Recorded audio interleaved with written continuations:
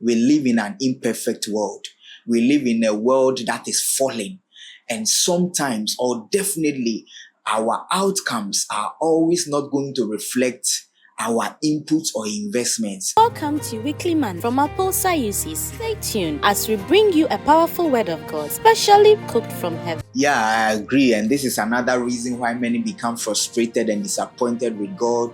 Why? Because we expect that certain outcomes should always match our level of investment or input into the things we have made. Sometimes when we don't get the outcomes becoming the same as or reflecting our input, we become disappointed and we think that God has disappointed us. But you see, the expectation of having an outcome that corresponds with your investment or input, that expectation can only be real always in the new world, only in the millennial reign when everything is perfect.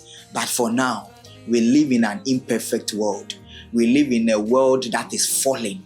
And sometimes, or definitely, our outcomes are always not going to reflect our inputs or investments. And that is why, in fact, it even happened to Jesus, the kind of things he did for us and the kind of investment he made for our lives. Yet, look at the way some of us are living as reward to what he made for us. We are not responding to his love, the death he died on the cross. So life is always going to be unfair. Our outcomes are not going to always reflect our input because we live in a fallen world. And that is why we must not match or attach our value as human beings to the outcomes or the possessions, the things we are able to get.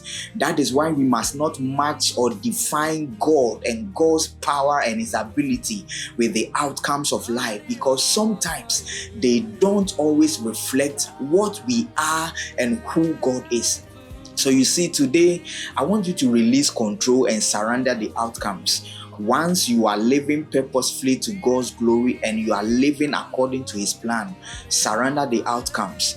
Continue to grow. Be focused or be interested in growth, not necessarily in the outcomes. And trust God to remain God. He will work all things for good. What must come to you will always come to you, trusting that God will ultimately perfect everything in the new world that is to come. But for now, we will manage that expectation, because in this fallen world, things will never remain the same. God bless you.